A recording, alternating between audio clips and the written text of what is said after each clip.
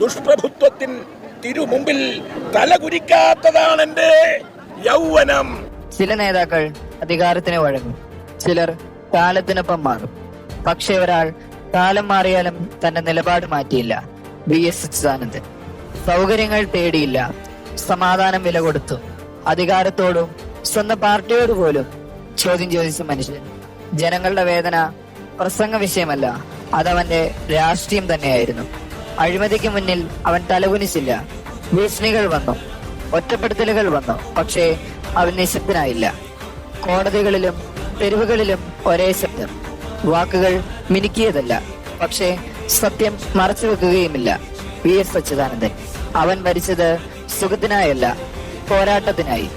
നേരുള്ള രാഷ്ട്രീയം ഒരാൾക്ക് മാത്രം കഴിയുമെങ്കിൽ അവൻ വി.എസ്. ആയിരിക്കും. വി.എസ്. അച്യുതാനന്ദൻ.